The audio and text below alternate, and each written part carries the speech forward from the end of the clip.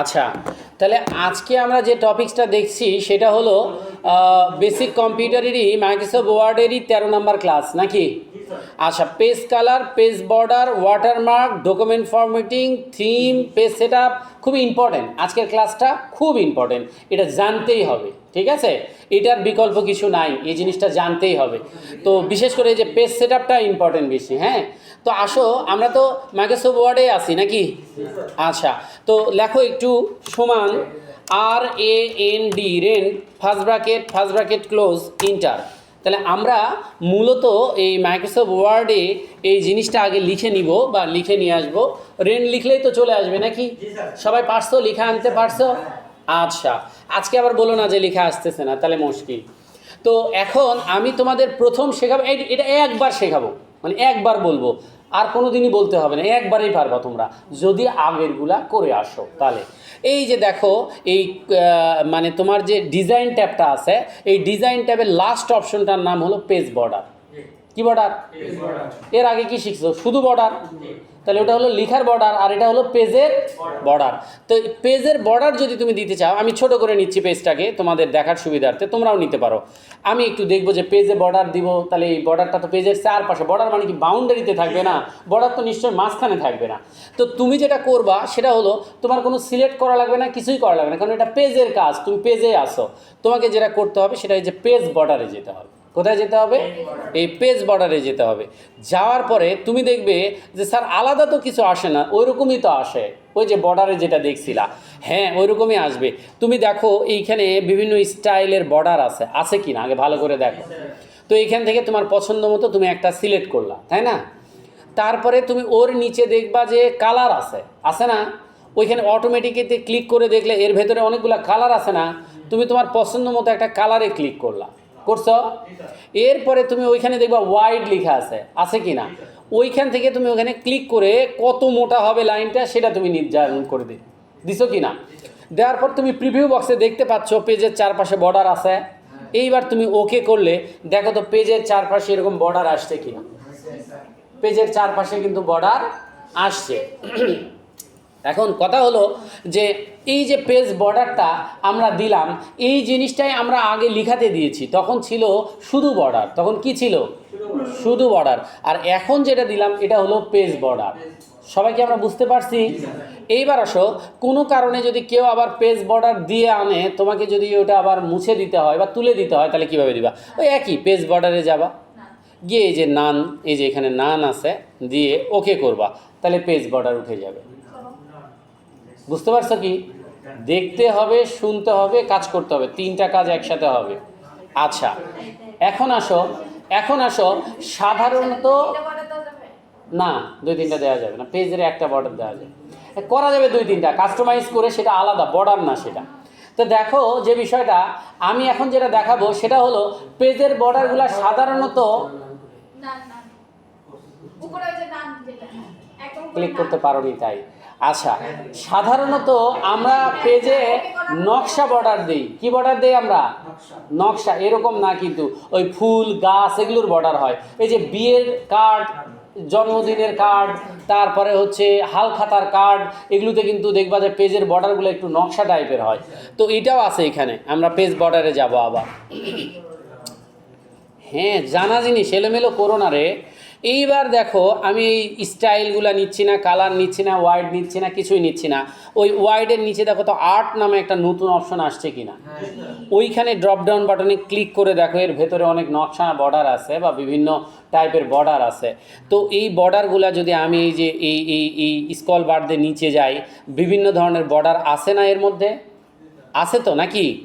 আচ্ছা, তোমার যেইটা পছন্দ চাও, তুমি যেইটা মনে করো সেটাই নাও, নিয়ে ওকে করে দেখো, পেজের চারপাশে ওরকম বর্ডার চলে আসবে। আসছে কি না? তাহলে আমরা যদি পেজে বর্ডার দিতে চাই, তাহলে কি বর্ডার ইউজ করব এটা আমরা বুঝতে পারছি। ওই আর্ট থেকে আমরা বর্ডারটা ইউজ করব, এটা হলো পেজ বর্ডার। তাহলে পেজের চারপাশে যে বর্ডার, এটাকে বলা হচ্ছে পেজ বর্ডার। কি বলা হচ্ছে? Page border. এবার আসো, এর চেয়েও সহজ অপশন যদি বলি, তাহলে পাশের অপশনটা, ওটার নাম পেজ কালার। কি কালার? Page colour. তো এই পেজ কালারে যদি আমি ক্লিক করি, এখানে অনেকগুলো কালার দেখাবে, এখান থেকে আমরা যে কোনো কালারে যদি ক্লিক করি তাহলে ওই পেজটা ওই কালার হয়ে যাবে, ওই পেজটা ওই কালার হয়ে যাবে। এটা হলো পেজ কালার, এটা হবে পেজ কালার। তো এই পেজ কালার যে আমরা দিলাম, এখন যদি আমি প্রিন্ট করি তাহলে কি সবুজ কালার আসবে? পেজ কালার প্রিন্ট হয় না, পেজ কালার প্রিন্ট হয় না। এই যে ফাইল থেকে প্রিন্টে গিয়ে দেখো কালার থাকে না, থাকে না। প্রিন্টে গিয়ে যেটা দেখবা সেটা থাকবে, সেটা প্রিন্ট হবে।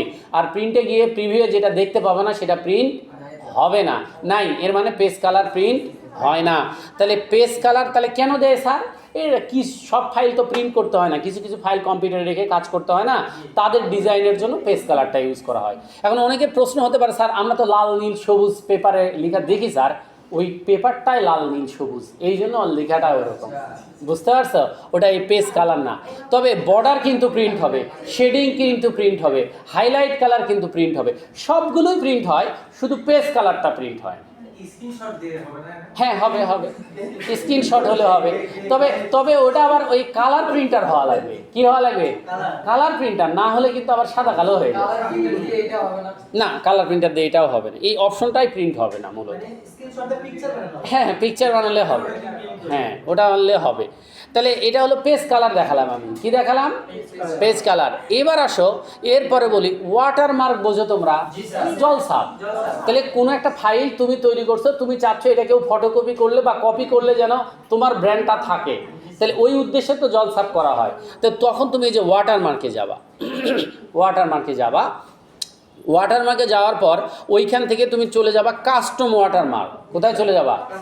ও তার আগে বলি, তুমি চাইলে কিন্তু এই যে কনফিডেন্সিয়াল, ডন কপি এগুলাও নিতে পারো ওয়াটারমার্ক হিসেবে, এগুলো কিন্তু নিতেই পারো। কিন্তু তুমি যদি নিজে কাস্টমাইজ করতে চাও, ড্রাফট এগুলো নিতে পারবা কিন্তু, হ্যাঁ। তো তুমি যদি নিজে করতে চাও তাহলে কাস্টম ওয়াটারমার্কে যাবা, যেতে পারছো? ওই বক্সটা যেটা আসছে প্রিন্ট ওয়াটারমার্কের, ওর ভেতরে দেখো তো পিকচার ওয়াটারমার্ক নামে কোনো অপশন আছে কি না। ওই পিকচার ওয়াটারমার্কে ক্লিক করবা, করছো? পিকচার ওয়াটারমার্কে ক্লিক করার পর তোমার তো লিখে দিতে হবে না তুমি যেটা লিখে দিবা, তাহলে সেটার জন্য তোমাকে টেক্সট ওয়াটারমার্কে ক্লিক করতে হবে। ভুল বলেছি একটা, ভুল বলেছি একটা। পিকচার ওয়াটারমার্ক হলো পিকচার দেওয়ার জন্য, আর লিখা দেওয়ার জন্য টেক্সট ওয়াটারমার্ক। তো আগে পিকচার পরে দেখাবো, তাহলে আগে পিকচার না, আগে টেক্সট ওয়াটারমার্কে ক্লিক করবা, করছো? করলে ওই বক্সে দেখো তো টেক্সট নামে একটা বক্স আছে কিনা, ওর মধ্যে ASAP লিখা আছে কিনা, ওইখানে ক্লিক করে ওটা মুছে দিবা। দিয়ে ধরো তোমার নামটা তুমি হচ্ছে জলছাপ করবা, তো তুমি তোমার নামটা লেখো, ক্যাপিটাল লেটারে লিখবা, ক্যাপিটাল লেটারে লিখবা, কারণ জলছাপগুলো সাধারণত ক্যাপিটাল হয়। পারবা না ক্যাপিটাল লেটার লিখতে? ক্যাপস লক চালু করে লিখলেই হবে, তাই না? আচ্ছা, তো এই যে এই টেক্সট এর মধ্যে আমি ওই যে লেখাটা লিখবো, আমার কোম্পানির নাম বা ব্র্যান্ডের নাম বা যেটা, সেটা লিখবো। লেখার পর কিছুই করতে হবে না, তুমি শুধু অ্যাপ্লাই করবা। কি করবা? দেখো তো তোমার ফাইলে জলছাপ আসছে, আসছে কিন্তু এখন তোমাকে বলতেছে যে বাহ সুন্দর হয়েছে, কিন্তু এই লেখাটা তো চিকন, একটু মোটা করো, হয় না? জলছাপগুলো একটু মোটা হয়। তাহলে তুমি দেখবা এই নামের নিচে দেখবা ফন্ট আছে কেলিবারি, কেলিবারির লেখাটা চিকন হয়, মোটা একটা ফন্টের নাম বলো তো যার লেখাগুলো মোটা। আলজেরিয়ান আছে, এরিয়াল ব্ল্যাক আছে। আলজেরিয়ান দিলে তো আবার একটু ডিজাইনও চেঞ্জ হবে, তো এরিয়াল ব্ল্যাক করে দাও। এখান থেকে দেখো এই ফন্ট দাও এরিয়াল ব্ল্যাক, এরিয়াল খোঁজো, এর মধ্যে পাবা, এর মধ্যে পাবা, ফন্টের মধ্যে, এর মধ্যে পাবা উপরের দিকে এরিয়াল ব্ল্যাক দাও, এই যে এরিয়াল ব্ল্যাক দাও, এর মধ্যে গেলেই পাবা। হ্যাঁ হবে, কেউ যদি ব্ল্যাক লিখে দেয় তাও হবে, কিন্তু বানানটা ঠিক হওয়া লাগবে, না ছাড়া হবে না, কিন্তু ওটা রিস্ক হয়ে যায়। এরিয়াল ব্ল্যাক করে অ্যাপ্লাই করো, দেখো তো লেখাটা এরিয়াল ব্ল্যাক হলো কি না। আচ্ছা, কেউ যদি বলে যে আমি এটা এত বড় করব না, একটু ছোট বা এর চেয়ে ছোট করব, তাহলে সাইজে চলে যাও, সাইজে গিয়ে তুমি কি করো 40 করো, করে অ্যাপ্লাই করো, দেখো ছোট হলো কি না। 40 করে অ্যাপ্লাই করো, ছোট হলো না? তা আরেকটু বড় লাগবে, তাহলে তুমি 60 করো বা 50 করো, করে তুমি অ্যাপ্লাই করো, দেখো তো একটু বড় হলো না, হলো কি না। আর তুমি যদি মনে করো যে না এগুলো বুঝিচ্ছি না আমি ছোটো বড় অটো করব, তাহলে এই যে অটো করবে, এই যে অটো, অটো বলতে পেজের সমান, এটা হলো পেজের সমান থাকবে, এইটা বুঝতে পারছো?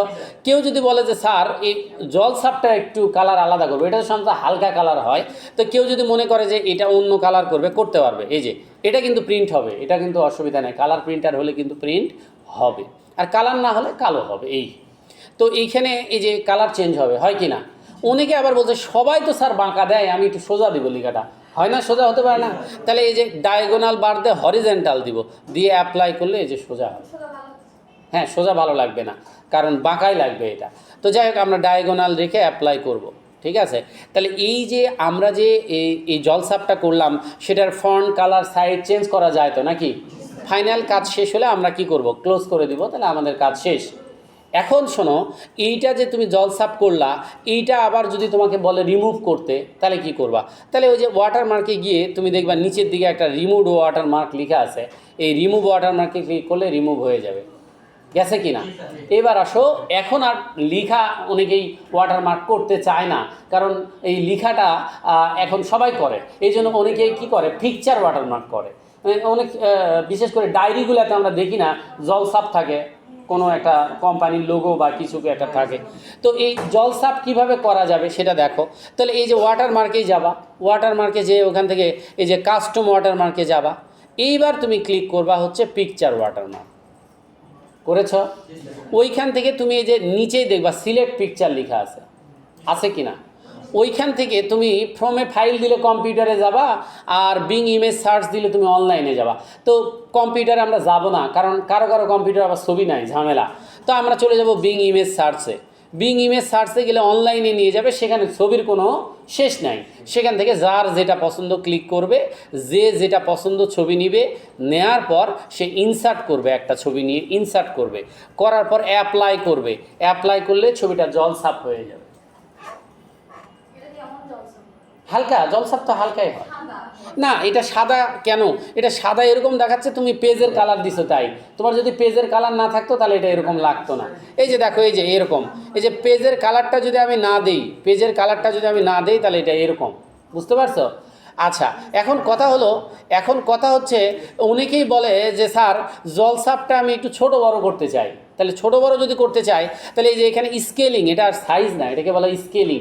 এই স্কেলিংয়ে এসে তুমি যদি এই যে 200% দাও, তাহলে এই যে বড় হবে। তুমি যদি 100% দাও, তাহলে তার চেয়ে একটু ছোট হবে। এই যে 100% দিলে তার চেয়ে একটু ছোট হবে। তারপর তুমি যদি 50% দাও, তাহলে আরও ছোট হবে, এরকম হবে, বুঝতে পারছো? আর কেউ যদি বলে মোটামুটি এটা থাকবে অটো, এটাও কি থাকবে? অটো থাকবে। আর কেউ যদি বলে যে স্যার জলসাপটা আমি আর একটু গাঢ় দেখাতে চাই, তাহলে সেই যে ওয়াশ আউটটা তুলে দিবে। সাধারণত এটা হবে না, কারণ এই ওয়াশ আউট তুলে দিয়ে অ্যাপ্লাই করলে একটু গাঢ় হবে। গাঢ় হলে কি হবে, তোমার লেখাগুলো মার খেয়ে যাবে। জলসাপের উদ্দেশ্য তো লেখা মার খাওয়া না, লেখার পেছনে রাখা। এই জন্য এটা জলসাপ ওয়াশ আউটই থাকে, কিন্তু অনেকেই জিজ্ঞেস করে, তাই আমি বললাম যে এটা করা যায় এইভাবে। তাহলে ওইটারও সাইজ চেঞ্জ করা যায়, এটারও সাইজ চেঞ্জ করা যায় নাকি? আচ্ছা, তাহলে এইটা আবার যে দিলাম, এই জিনিসটা আবার কিন্তু আমি যে পেজ বর্ডার দিলাম, এটা কিন্তু একটা ফাইলে যদি 20টা পেজ থাকে, 20 পেজেই কিন্তু অটোমেটিক হয়ে যাবে। একটা পেজে কিন্তু হবে না, কয় পেজে হবে? মানে একটা ফাইলে যতগুলো পেজ আছে সবগুলোতে হবে, হেডার ফুটারের মতো। কার মতো এটা? জলসাপটাও হেডার ফুটারের মতো, ওয়াটারমার্কটাও হেডার ফুটারের মতো, একই সেম। আচ্ছা, এখন কথা হলো এইটাও যদি তুলে দিতে হয়, তাহলে এইখানে গিয়ে আমি যে নো ওয়াটারমার্ক বা রিমুভ ওয়াটারমার্ক দিলে উঠে যাবে। আমার যদি পেজ কালারটা তুলে দিতে হয়, তাহলে এই যে নো কালার।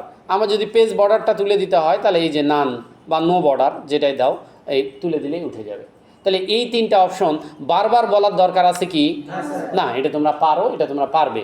এবার আসো এরপরে আলোচনা করি। আচ্ছা বলো তো, প্যারাগ্রাফ স্পেসিং আমরা শিখছি না শিখিনি? শিখছি। কোনটা? এই যে এই প্যারাগ্রাফগুলোর মধ্যে যে গ্যাপ থাকে সেটা, তাই না? এটা তো আমরা এই যে সিলেক্ট করি, দেখো যারা ভুলে গেছো তারা দেখো, একটা জিনিস দেখো কতবার করে আসে। সিলেক্ট করার পরে তুমি হোম ট্যাবে যাবা, সিলেক্ট করার পর কোথায় যাবা? হ্যাঁ, সিলেক্ট করার পর তুমি হোম ট্যাবে যাবা, গেছো না? মনে নাই তোমার? এই যে স্পেসিং থেকে এই যে রিমুভ স্পেসিং আফটার প্যারাগ্রাফ, প্যারাগ্রাফগুলো রিমুভ হয়ে যায়। আবার অ্যাড স্পেসিং বিফোর প্যারাগ্রাফ, যারা ভুলে গেছিলা তারা মনে রাখো, এখান থেকে হয়, তাই না? এইটাই তুমি আবার ডিজাইন ট্যাবে যাবা, ডিজাইন ট্যাবে গিয়ে এই যে এখান থেকে তুমি এই যে লাইন স্পেসিংও করতে পারবা, আবার প্যারাগ্রাফ স্পেসিংও no no no paragraph spacing, এটা এখান থেকেও করতে পারবা তুমি। এই যে এখান থেকে বাড়াতে পারবা, লাইন স্পেসিংও আছে, প্যারাগ্রাফ স্পেসিংও আছে। তবে এইটার সব কাজ এখান থেকে হবে না, কিছু কিছু কাস্টম প্যারাগ্রাফিং স্পেসিংয়ে যেতে হবে, ওটা আমরা পরে যাচ্ছি, আজকেই যাব, পরে যাচ্ছি।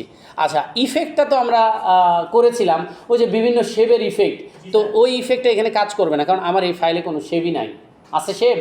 নাই, এটা ওখান থেকে কাজ করবে। ফন্ট চেঞ্জ কি আমরা জানি না? জানি। কালার চেঞ্জ সেটাও কিন্তু আমরা জানি, তবে এই কালার কিন্তু এই ফন্টের কালার না, এটা আরেকটা জিনিস, এটা আমি পরে বলছি তোমাদেরকে, একটু পরে দেখাচ্ছি। আচ্ছা, ফন্টটা একটু দেখাই। ফন্টটা এখান থেকে ফন্ট চেঞ্জ হয়, করা লাগবে না, এমনি খালি দেখো এখান থেকে ফন্ট চেঞ্জ হয়, তাই না? তাহলে আমি আমি আরও একটু ডিটেলস বলবো তোমাদেরকে যাতে ভিডিওতে থাকে। সেটা হলো আমি প্যারাগ্রাফ স্পেসিং থেকে শুরু করে এই জিনিসটা আর একবার বলবো, তা আমাকে একটু ডাকছে। দেখো এখন যেটা আমি দেখাবো সেটা হলো, তাহলে এই page border, page colour, watermark, এটা তো আমরা বুঝছি। আর এই কয়েকটা আমরা দেখলাম যে আগেই আমরা শিখেছি, তাই না? এখন আসেন, এখন আমি যেটা দেখাবো সেটা হলো ডকুমেন্ট ফরম্যাটিং। ফরম্যাটিং মানে সজ্জিত করা। ফরম্যাটিং মানে কি করা? সজ্জিত করা। একটা ডকুমেন্টকে কিভাবে সাজানো যাবে। তো এটা নর্মাল ডকুমেন্টে সাজালে তোমরা বুঝবা না, নর্মাল ডকুমেন্টে সাজালে বুঝবা না। ধরো একটা লোক পার্লার থেকে হোক, আর ছেলেদেরও তো পার্লার আছে নাকি, বা মেয়েদের পার্লার, যেখানেই হোক সাজলো, তো সে সেজেই আছে, তাকে যদি আবার সাজাও কিছু বোঝা যাবে না, তাই না? তাহলে আগে মেকআপটা তুলে তারপর সাজাতে হবে, তাই না? তাহলে এই ডকুমেন্ট ফরম্যাটিংটা যদি তোমাদের ভালো করে বোঝাতে চাই, তাহলে আগে আমাকে এই ডকুমেন্টটাকে একটা ফরম্যাটে নিতে হবে, নিয়ে বোঝাতে হবে কেমন জিনিসটা, সেটা আমি বোঝানোর জন্য তোমাদেরকে একটু দেখাই।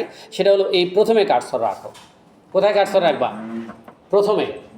কোথায় কার্সর রাখবা? প্রথমে রেখে ইন্টার দিবা। রেখে কি দিবা? ইন্টার দিবা। এই যে প্রথমে কার্সর রেখে ইন্টার দিবা, কি হবে তাহলে ইন্টার দিলে? এক লাইন ফাঁকা হবে। ওই ফাঁকা জায়গায় তুমি লিখবা এইচ বড় হাতের, এইচ বড় হাতের লিখবা, HEADING, হেডিং 1, ওখানে লিখবা হেডিং 1। ওই ফাঁকা জায়গাটাতে লিখবা হেডিং 1। সবাইকে লিখতে পারছো?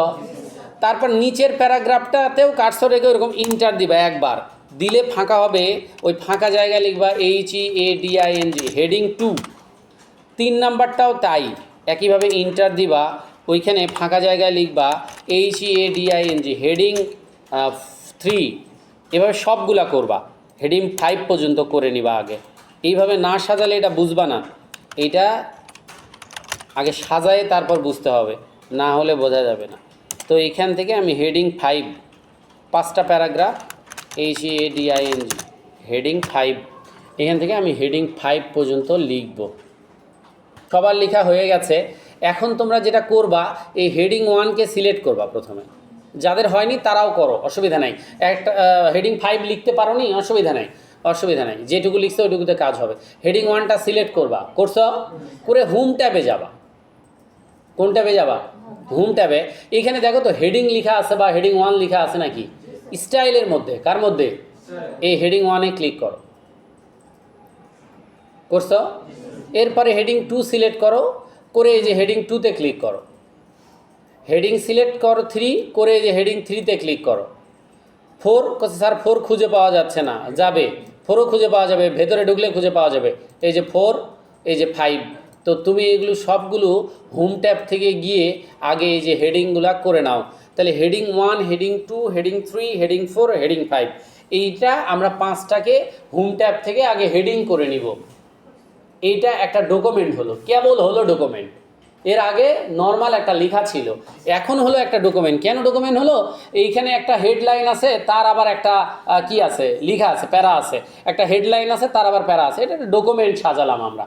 এখন আমরা ডকুমেন্ট ফরম্যাটিং করতে পারবো, তো অসুবিধা নাই, অসুবিধা নাই। 4, 5 নিয়ে টেনশন নাই, অসুবিধা নাই, এটা কোনো সমস্যা নাই। বড় ছোট নিয়ে কোনো সমস্যা নাই, তোমার এটা ডিফল্ট সাজাতে হবে, তাই সাজাইছো। এখন তুমি আসো, পুরা পেজটাকে সিলেক্ট করো, করে তুমি ডিজাইন ট্যাবে আসো। পুরা পেজটাকে সিলেক্ট করে ডিজাইন ট্যাবে আসছো। আমি কি দেখাচ্ছিলাম? Document format. তাহলে এই ডকুমেন্ট ফরম্যাটের এই ড্রপ ডাউন বাটন থেকে খালি মাউস নিয়ে যাবা এই লেখাগুলোর উপরে, নিয়ে গেলে তোমার ডকুমেন্টটা এক একটাতে নিয়ে গেলে এক এক রকম ডিজাইন হচ্ছে বা এক এক রকম হচ্ছে, সেটা কি খেয়াল করতেছ? তো তোমরা কোনোটাই দিবা না, আমি যেটা দেখাই সেটা দিবা, তাহলে সবাই বুঝবা। এই যে এটা দিবা, শেডেডটা দিবা, ড্রপ ডাউনের মধ্যে আছে, এই শেডেডটা দিবা। এই শেডেডে ক্লিক করলে দেখো তো তোমার ডিজাইন, এই ফরম্যাটিংটা মানে এই ডকুমেন্টটা একটা ডিজাইন হয়ে গেছে কিনা। এইটার নামই এই যে ডকুমেন্ট ফরম্যাটিং, মানে একটা ডকুমেন্টকে ফরম্যাট করা। তো আমি যদি এখন বলি যে তোমাকে এটা এত কষ্ট করে কেন করতে হবে, তুমি প্রথম লাইনটা সিলেক্ট করে একটা শেডিং কালার দিতা, তাহলে ওখানে কালার হয়ে যেত। তুমি এই দ্বিতীয় প্যারাগ্রাফটা সিলেক্ট করে একটা বর্ডার দিতা নিচে, তাহলে বর্ডার হয়ে যেত। আমার কথা কি বুঝতেছো? এর মানে আমরা যে বর্ডার, শেডিং, অ্যালাইনমেন্ট শিখেছিলাম সেটা দিয়েই তো এরকম সাজানো সম্ভব, তাই না? তাহলে এই ডকুমেন্ট ফরম্যাটিংটা আসলে একটা ডকুমেন্টকে অটোমেটিক ফরম্যাট করার জন্য ব্যবহার করা হয়, কিন্তু এইটা একটু জটিল না? এখান থেকে ওখানে গেলাম, ওখান থেকে ওখানে গেলাম, এই জিনিসটা আমি দেখাচ্ছি, তোমাদের করতে হবে না। এই জিনিসটাই কেউ যদি করতো কি, সে ধরো এই ডকুমেন্ট ফরম্যাট দেওয়া অটোমেটিক করেনি, সে কি করেছে, এই হোম ট্যাবে গেছে, হেডিং 1-এর একটা শেডিং লাগবে, সে শেডিং কালার থেকে একটা শেডিং নিয়েছে, পারবে কি না? এই লেখাটা একটু বড় করতে হবে, সে বড় করেছে, পারবে কি না? এটা ক্যাপিটাল লেটার করতে হবে, আপার কেস করে দিল, হয়েছে কি না? এই কালারের সাথে ফন্ট কালার যায় না, সে লাল কালার দিবে বা এখানে সাদা কালার দিবে বা ব্লু কালার দিবে, যেটা দিতে পারবে কি না? বোল্ড করতে পারবে কি না? ওখান থেকেও সুন্দর সাজানো যাবে কি না? আচ্ছা, আরেকটা দেখাই, শেডিং তো বুঝলা। এই যে এই প্যারাগ্রাফটা সিলেক্ট করলাম, করে এর উপরে আর নিচে বর্ডার দিব, তো আমি এই যে বর্ডারে গিয়ে এখান থেকে যদি উপরে দেই, তাহলে এই যে টপ, যেটা আমার এই যে টপ দিলে উপরে বর্ডার আসলো কিনা, আরেকটা নিচে বটম দিলে বটম আসলো কিনা, এভাবে পুরো ডকুমেন্টটাকে সাজানো যাবে কিনা? ওই জিনিসটাই আমরা কি করলাম, প্রথমে হোম ট্যাব থেকে হেডিং বানায় নিলাম, তারপর ডিজাইনে গেলাম, তারপর এখান থেকে অটোমেটিক ফরম্যাট করে নিলাম। তাছাড়া হবে না, ওটা ওই ফরম্যাট ছাড়া হয় না। তা আমি বলবো ডকুমেন্ট ফরম্যাট লাগবে না, তুমি নিজেই একটা ডকুমেন্টকে সাজাতে পারো। এই ডকুমেন্ট ফরম্যাটটা হলো ডকুমেন্টকে সাজানোর জন্য। তবে হ্যাঁ, কেউ যদি তোমাকে বলে যে ডকুমেন্ট ফরম্যাটের কাজ কি, তাহলে তুমি বলবো যে একটা ডকুমেন্টকে অটোমেটিক সাজানোর জন্য এটা ব্যবহার করা হয়। বোঝা গেছে কি? আবার তোমরা ওখানেই থাকবা। আবার দেখো, পরের বিষয়টা একটু বলি, সেটা হলো আমি একটু তোমাদের অবস্থায় ফিরে যাই, আন্ডু করলেই তো আমি যেতে পারবো। এই যে আন্ডু রিডু করলে যাওয়া যাবে, যায় না? যায় না তো, আর যায় না। আচ্ছা, আগে করছি। আচ্ছা, যাই হোক, অসুবিধা নেই, হেডিং যেহেতু আছে করা যাচ্ছে, সমস্যা নেই। তো দেখো, আমি এটা ডকুমেন্ট ফরম্যাট দেখালাম, তোমরা ওই অবস্থাতেই থাকো। এখন তোমরা যেটা করবে সেটা হলো এই পুরো ডকুমেন্টটা সিলেক্ট করে ফেলবে। তোমাদের তো ডকুমেন্ট ফরম্যাট করা আছে নাকি? এখন তোমরা এই থিমে যাবে, থিমে গিয়ে যখন তুমি এক একটা থিম দিবে, ডকুমেন্টের ফরম্যাটিংটা অটোমেটিকলি চেঞ্জ হয়ে যাবে। এক একটা দিলে ডিজাইন ঠিক থাকবে, কালারগুলা, ফন্টগুলা চেঞ্জ হয়ে যাবে, যায় কি না? একবার যাও, এক একটাতে ক্লিক করো, দেখো একবার চেঞ্জ হয়ে যাবে। এইটা হলো থিম, হচ্ছে কি না বলো? হচ্ছে। এখন তুমি কালারটা বুঝবা, এই কালারে এসে চেঞ্জ করো, থিম ঠিক থাকবে, খালি কালার চেঞ্জ হবে। ফন্টে এসে ক্লিক করো, থিম ঠিক থাকবে, শুধু ফন্ট চেঞ্জ হবে। এখন তুমি এটা বুঝতে পেরেছ?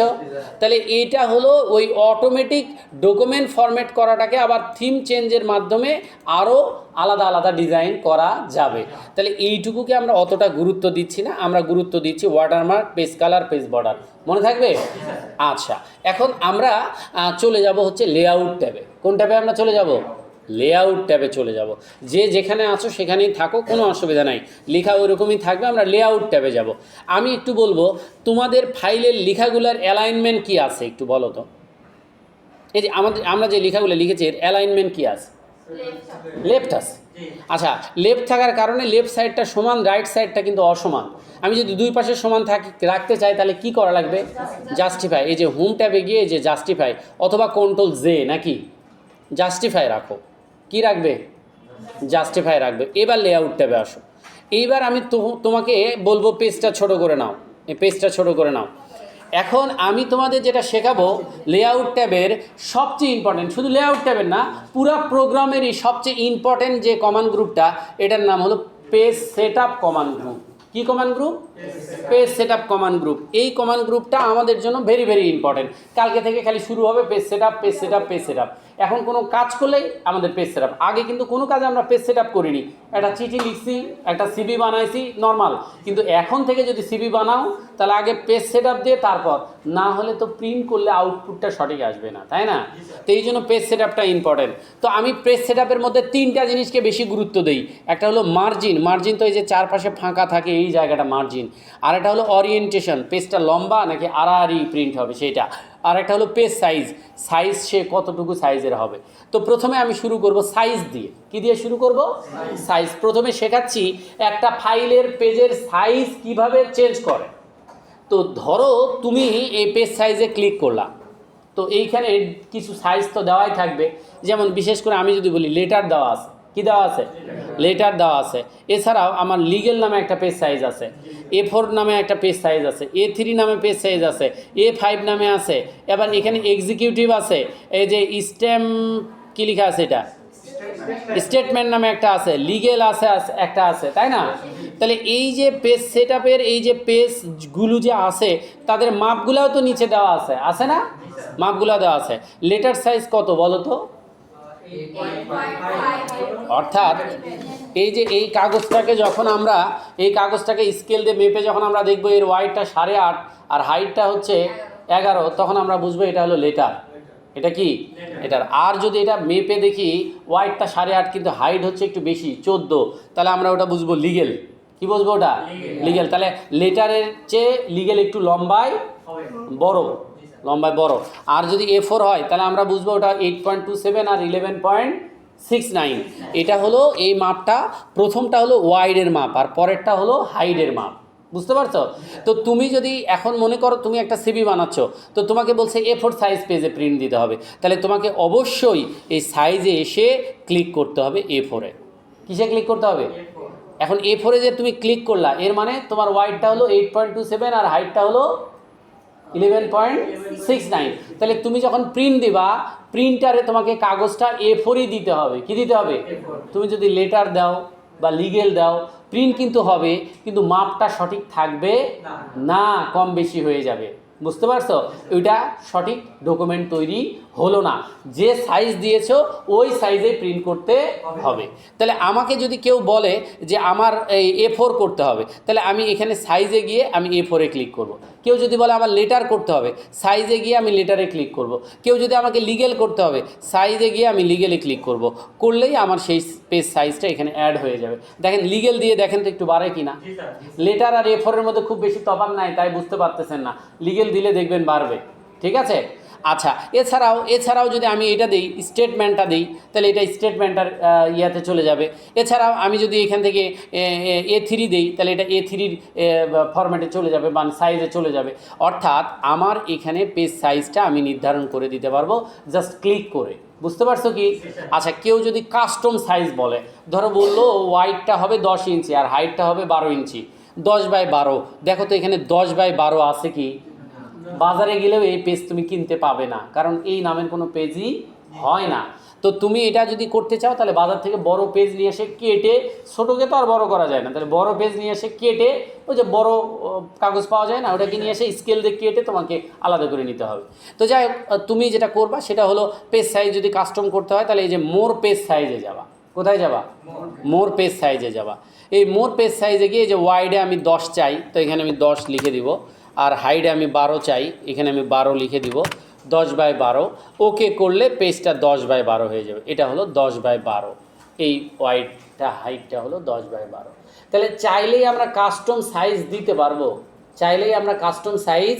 দিতে পারবো। আমাদের প্রয়োজন হলেই আমরা কাস্টম সাইজটা দিতে পারবো। কাস্টম সাইজ দেওয়া যাবে, কোনো অসুবিধা নাই। তাহলে আমরা letter size, legal size, A4 size, custom size যেটাই পারবো না? ওগুলো বললে তো আরও সহজ, কিছু করা লাগে না, ক্লিক করলে হবে। তবে একটা কঠিন ব্যাপার আছে। ব্যাপারটা হলো সবাই লেটার দিয়ে রাখো। এই যে লেটার, কঠিন ব্যাপারটা হলো তোমাকে পেজের সাইজ মুখস্থ করতে হবে। চাকরির পরীক্ষা বা কম্পিউটারের প্রশ্নের পরীক্ষায় যদি সেটা অবশ্যই কম্পিউটার অপারেটরের পরীক্ষা হয়, তাহলে অবশ্যই পেজ সাইজের নাম দেওয়া থাকবে, তোমাকে সাইজ লিখতে হবে। ধরো আসলো লেটার সাইজ সমান কত, তাহলে লেটার সাইজ সমান ওয়াইডটা হলো 8.5 আর হাইটটা হলো 11। আসতে পারে লিগেল সাইজ সমান কত, তাহলে তোমাকে লিখতে হবে ওয়াইডটা 8.5 আর হাইটটা হলো 14। আসতে পারে A4 সাইজ কত, A4-ই বেশি আসে, তাহলে তোমাকে লিখতে হবে 8.27 আর 11.69। তাহলে 3টা কাগজের মাপ মুখস্থ করো। কয়টা? একটা লেটার, একটা লিগেল আর এটা A4। এই 3টা সচরাচর বেশি ইউজ হয়, এই 3টার মাপ জানতে হবে। তাহলে আমরা লেটার সাইজ সিলেক্ট করে রাখছি। কি সাইজ সিলেক্ট করে রাখছি? লেটার। তাহলে বাজার থেকে প্রিন্ট করার জন্য কি কাগজ কিনবো? লেটার। এটা যেহেতু লেটার দিছে আমি লেটার কিনবো। আমার অফিসে যদি A4 হয় তাহলে A4 কিনবো। মেইনলি অফিসিয়ালগুলোতে কিন্তু A4 হয়। কি হয়? A4 হয়। বেশিরভাগ অফিসে বা গোটা বা পৃথিবীতে A4 সাইজ কাগজেরই ব্যবহার বেশি ডকুমেন্টের ক্ষেত্রে। A4 সাইজটা সবসময় আমাদের লাগবে। আর যারা ইউনাইটেড স্টেট এর যে ক্লায়েন্ট তারা হচ্ছে লেটার সাইজ, তাদের জন্য কি লেটার সাইজ, আর পুরা ওয়ার্ল্ডের জন্য A4 সাইজই মূলত স্ট্যান্ডার্ড সাইজ। তো যাই হোক, যেটা দিতে বলবো আমরা দেখবো, বাজারে তো সবই আছে, অসুবিধা কি। আচ্ছা, এবার আসো এরপরে ওরিয়েন্টেশনটা দেখাই। ওরিয়েন্টেশনটা হলো দুইটা হয়, এটা হলো পোর্ট্রেট আর এটা হলো ল্যান্ডস্কেপ। আমি যদি ল্যান্ডস্কেপ দিই তাহলে ডকুমেন্টটা আড়াআড়িভাবে প্রিন্ট হবে, হ্যাঁ, আর আমি যদি পোর্ট্রেট দিই তাহলে সেটা লম্বালম্বি প্রিন্ট হবে। আমাদের এই পোর্ট্রেট এবং ল্যান্ডস্কেপ, আমাদের সবসময় পোর্ট্রেটই লাগে, ল্যান্ডস্কেপটা শুধু সার্টিফিকেটের জন্য লাগে, অথবা আড়াআড়ি ডকুমেন্টগুলোর জন্য ল্যান্ডস্কেপ লাগে। কোনগুলোর জন্য লাগে? আড়াআড়ি ডকুমেন্টের জন্য ল্যান্ডস্কেপ লাগে। যেমন ওই যে তোমরা দেখছো কি জমি জমার কাগজের যে পর্সা হয়, ওটা কিন্তু ল্যান্ডস্কেপ, অর্থাৎ যেগুলো হচ্ছে ওয়াইডে বড় সেগুলো হয় ল্যান্ডস্কেপ। কিন্তু সিবি, লেটার, তারপরে ইনভয়েস, এগুলো সব কিন্তু পোর্ট্রেট হবে, বেশিরভাগই পোর্ট্রেট হবে। তোমাদের যে সার্টিফিকেট ওটা কিন্তু ল্যান্ডস্কেপ, তোমাদের আবার মার্কশিট যেটা ওটা হলো পোর্ট্রেট, ঠিক আছে? তো আমাদের বেশিরভাগ ক্ষেত্রে পোর্ট্রেটই হবে। হ্যাঁ, এবার আসো ইম্পর্টেন্ট যে ইস্যুটা, সেটা হলো মার্জিন। এখন মার্জিন তুমি কত দিবে? নর্মালি থাকে 1 ইঞ্চি। নর্মালি কত থাকে? সব দিকে 1 ইঞ্চি থাকে। তো তুমি সব দিকে যদি হাফ ইঞ্চি করতে চাও তাহলে এই যে ন্যারোটা দিবা, ন্যারো দিলে হাফ ইঞ্চি হয়ে যাবে, এই যে ন্যারো দিলে হাফ ইঞ্চি হবে, সব দিকে হাফ ইঞ্চি হবে। আবার নর্মাল দিকে সব দিকে 1 ইঞ্চি হবে। দেখো তো বাড়তেছে কমতেছে, নিচেরটা বোঝা না গেলেও 2 সাইডেরটা তো বোঝা যাচ্ছে, বাকি 2-3 সাইডের বোঝা যাচ্ছে না, নিচে যেহেতু লেখা নাই। তাহলে এখান থেকে নর্মাল দিলে এরকম হবে আর ন্যারো দিলে এরকম হবে। কিন্তু কেউ যদি কাস্টম সাইজ বলে, ধরো উপরে বলছে 1.5 ইঞ্চি, লেফটে বলছে 1 ইঞ্চি, রাইটে বলছে হাফ ইঞ্চি, নিচে বলছে 0.7 ইঞ্চি, এইটা তুমি কিভাবে করবা? তাহলে তুমি চলে যাবা মার্জিনে, ওইখান থেকে কাস্টম মার্জিনে যাবা। ভালো করে মনে রাখবা জিনিসটা, কাস্টম মার্জিনে যাবা। কাস্টম মার্জিনে যাওয়ার পর টপে যেহেতু 1.5 ইঞ্চি বলছে, এইখানে তুমি লিখেও দিতে পারো, ক্লিক করেও করতে পারো। নিরাপদ হচ্ছে ক্লিক করে করা, লিখতে গেলে ঝামেলা হতে পারে। তো যাই হোক, এখানে আমি 1.5 ইঞ্চি দিয়ে দিলাম। দেখো তো 1.5 ইঞ্চি দিতে পারছো? আচ্ছা, লেফটে দিব 1 ইঞ্চি, আমি লেফটে 1 ইঞ্চি দিয়ে দিলাম। আমি বটমে দিব 0.7, এটা আমি 0.7 দিয়ে দিলাম। আমি রাইটে দিব হচ্ছে 0.4, এটা আমি 0.4 দিয়ে দিলাম। তো এইভাবে দেখো তো এই কাস্টম মার্জিনিংটা তোমরা ঠিক করতে পারো কিনা বা সেট করতে পারছো কিনা। এই যে কাস্টম মার্জিনটা সেট করে ওকে করে ফেললাম, ওকে করলেই আমার এই মার্জিনটা কাস্টমাইজ হয়ে যাবে। দেখো তো উপরে বেশি, লেফটেও বেশি, রাইটে কম, নিচে বোঝা যাচ্ছে না কারণ নিচে লেখা নাই, এই জন্য বোঝা যাচ্ছে না। তাহলে এই যে আমরা যে পেজের চারপাশে যে ফাঁকা জায়গা রাখি, কোন দিকে কতটুকু রাখবো এটা নির্ধারণ করবে মার্জিন। কে নির্ধারণ করবে? মার্জিন নির্ধারণ করবে। তাহলে এটা করবে হচ্ছে মার্জিন নির্ধারণ, এইটার মাধ্যমে আমরা মার্জিনটা নির্ধারণ করতে পারবো। নর্মালি কত হবে? 1 ইঞ্চি। আচ্ছা, ওরিয়েন্টেশন নর্মাল কোনটা হবে? পোর্ট্রেট। পেজ সাইজ নর্মাল কোনটা হবে? A4 নর্মাল হবে, A4 নর্মাল, কিন্তু A4 দেওয়া আছে লেটার, কিন্তু নর্মাল A4। তাহলে আমাদের যদি একটা ডকুমেন্ট তৈরি করার সময় যদি বলে মার্জিন এত হবে, ওরিয়েন্টেশন এত হবে, পেজ সাইজ এত হবে, পারবো না আমরা? তাহলে আমরা কিন্তু পেজ সেটআপটা পারবো। আসেন ক্লাস শেষে আমরা ওরকম একটা কাজ দেখব। এবার আসেন, এইখানে আছে হলো কলাম। কি দেওয়া আছে? কলাম। কলাম মানে হলো স্তম্ভ। কলাম মানে কি? স্তম্ভ। কেউ যদি কোনো একটা পেজের লেখাকে কলামে নিতে চায়, একটু বড় করেন, জুম করেন, অসুবিধা নেই। কলামে যদি নিতে চায় তো কলামে কিভাবে নিবে?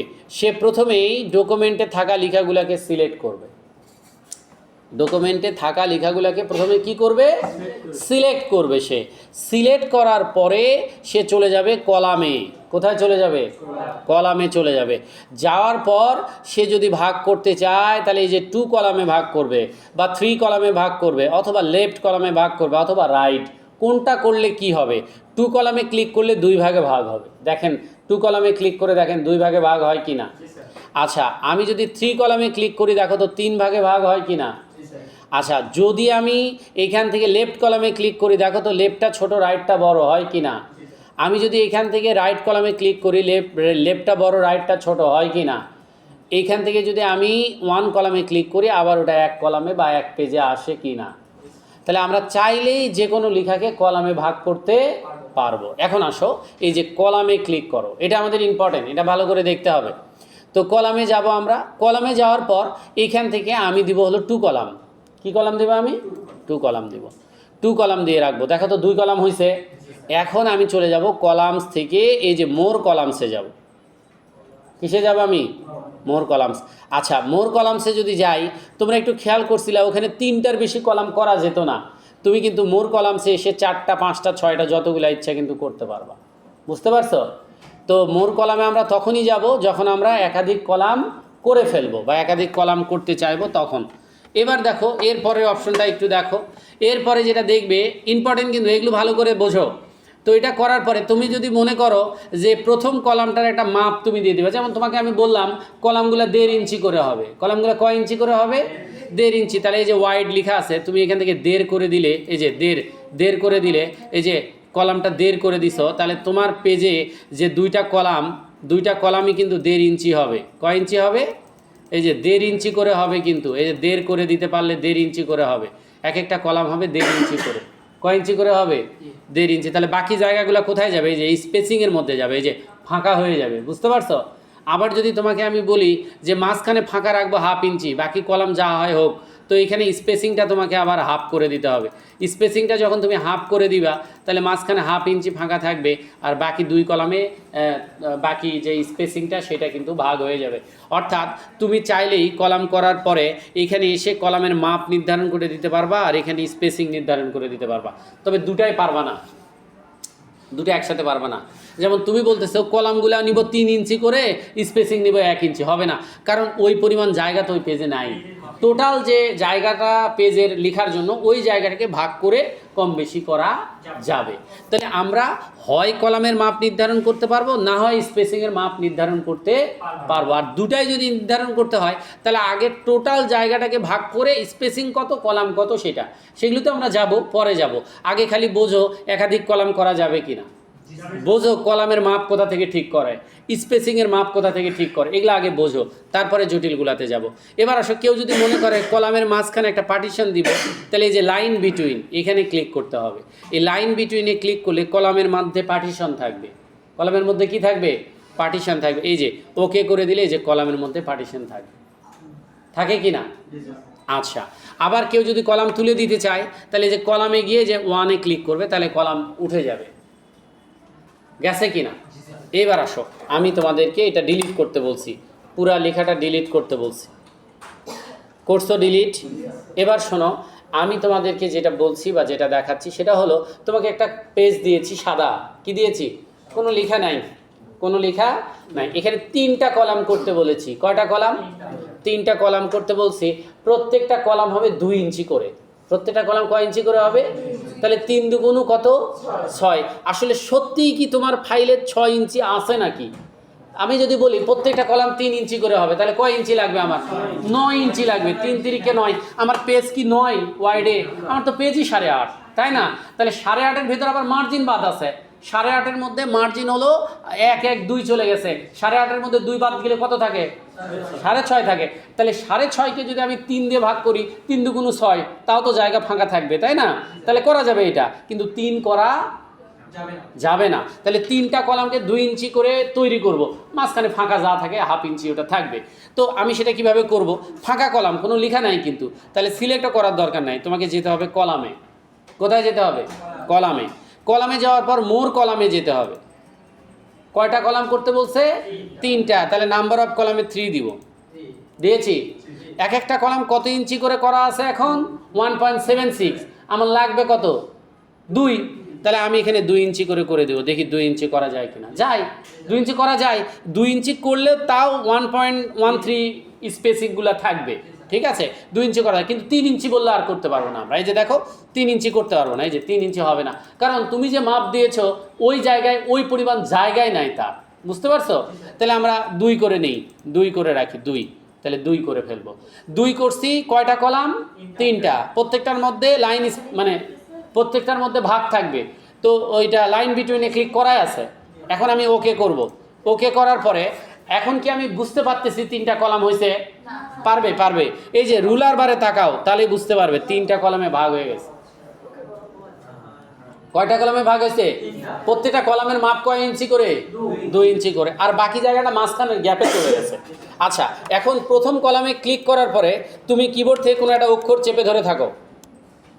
এই আমি কি করলাম আচ্ছা দাঁড়াও, আমি আবার করে নিচ্ছি, 3টা করে নিচ্ছি, প্রত্যেকটা 2 ইঞ্চি, ওকে। এখন প্রথম কলামটাতে আমি লিখব, কোনো একটা লাইন চেপে ধরে থাকো, কোনো একটা অক্ষর চেপে ধরে থাকো, লিখতেছে? আচ্ছা, লিখে ওটা কি ওই কলামে থাকতেছে না পরের কলামে যাচ্ছে? পরের কলামে যাচ্ছে, কারো আবার ওই কলামে থাকতেছে। কি হয়েছে ঘটনাটা সেটা বলি। এই যে কন্ট্রোল এ দাও, কি দাও? হ্যাঁ সবাই কন্ট্রোল এ দাও, দিছ?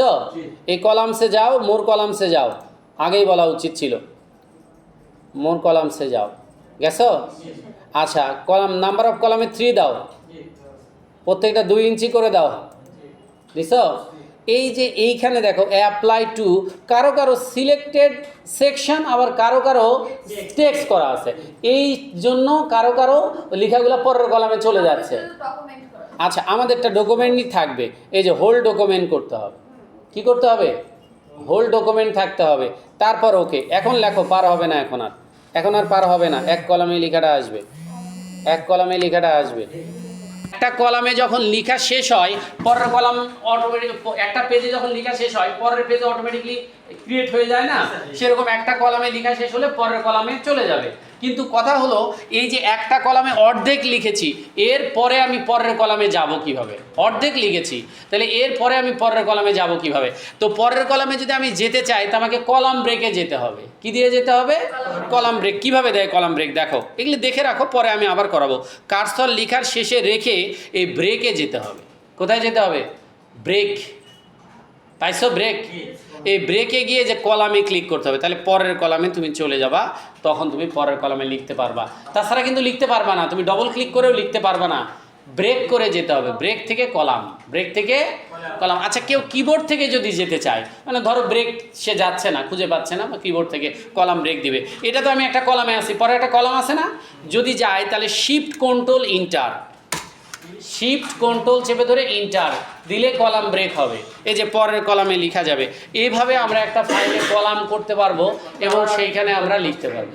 এখন আর কিছু লাগবে না, মাউস দিয়ে ক্লিক করলে আসবে, এই যে মাউস দিয়ে ক্লিক করলে আসবে। একবার ব্রেক করার পরে আর যেতে কোনো বাধা নাই, পরে এমনি মাউস যাতায়াত করবে। ফাঁকার ক্ষেত্রে শুধু ব্রেক দিতে হবে, লেখা থাকলে ব্রেকের কোনো প্রশ্ন আসে না। তাহলে আমরা শিখলাম কলাম করা, এক কলাম থেকে আরেক কলামে যাওয়া, সেখানে লেখা, কলামের মাপ নির্ধারণ করা, কলাম তুলে দেওয়া, এগুলো তো আমরা শিখলাম। আরও আছে কলামের, আরও অনেকগুলো অপশন আছে, আমরা এগুলোতে যাব পরে। এখন আসো আমরা এই কমান্ড গ্রুপটা আমরা শেষ করব। তাহলে আমি তোমাদের একটু বলবো যে কন্ট্রোল এ দিয়ে ডিলিট দিবা, তোমরা কন্ট্রোল এ দিয়ে কি দিবা? ডিলিট দিবা। আচ্ছা, কন্ট্রোল এ দিয়ে যে ডিলিট দিছো, তাহলে কি কলাম চলে গেছে না লেখা চলে গেছে? কলাম কিন্তু আছেই। তো তুমি আবার এই কলামে গিয়ে 1-এ ক্লিক করো, তাহলে এখন কলামও চলে যাবে। করছো? এইবার তুমি লেখো সমান RAND first bracket close inter, সমান RAND first bracket close inter দিয়েছ। এখন আমি তোমাকে যেটা দেখাবো সেটা হলো, এই কলামটা আমার দেখাবো না, এখন তোমাদের আমি দেখাবো এই যে ডকুমেন্টটা, এটা একটু জাস্টিফাই করো। এখন আর হোমে যাবা না, কন্ট্রোল জে দিয়ে করবা, এখন আর মেনু ইউজ করবে না, শর্টকাট, কন্ট্রোল জে দিয়ে করবা, জাস্টিফাই করতে পারছো? আচ্ছা, এখন আমরা যেটা করব সেটা হলো, এই প্রত্যেকটা লাইনের নাম্বার দিব, প্রত্যেকটা লাইনের কি দিব? কোনো ডকুমেন্টের লাইন নাম্বার যদি দিতে হয়, তাহলে লাইন নাম্বারে যাবা, গিয়ে কন্টিনিউয়াস দিবা, কন্টিনিউয়াস দিলে সেখানে লাইন নাম্বারিং করে দেখাবে। এটা লাগে না তেমন একটা, এমনি দেখলা লাইন নাম্বার। আবার গিয়ে যদি এখান থেকে আবার যাও, গিয়ে যদি নান করে দাও, তাহলে লাইন নাম্বার উঠে যাবে। গেছে কি না? একটা জটিল জিনিস একটু দেখাই শেষ করে দিব। সেটা হলো, জটিল জিনিসটা হলো, তুমি যদি কোনো একটা ডকুমেন্টে হাইপেন ব্যবহার করতে চাও, হাইপেন তো বোঝো, এটা সাধারণত নিয়ম হলো, হাইপেনের নিয়ম হলো, সাধারণত কোনো একটা লাইনের শেষে যদি বড় শব্দ পড়ে, একটা লাইনের শেষে বড় শব্দ পড়লো, সেই শব্দটা ওই লাইনে জায়গা হলো না, তখন ওই শব্দটার কয়েকটা অক্ষর ওই লাইনের সামনে থাকলেও হাইপেন চিহ্ন দিয়ে বাকি অক্ষরগুলো নিচে থাকে। দেখো না তোমরা একদম। তো এই হাইপেনটা যদি কোনো ফাইলে ব্যবহার করতে হয়, দেখো আমাদের এই ফাইলে কিন্তু কোনো হাইপেন ব্যবহার হয়নি, কারণ ব্যবহার করাই হয়নি। তো আমি যদি একটু ব্যবহার করে দেখাই তোমাদেরকে কিভাবে ব্যবহার করে, এই যে হাইপেনে গিয়ে অটোমেটিক্যালিতে ক্লিক করতে হবে। হাইপেনে গিয়ে অটোমেটিতে ক্লিক করতে হবে।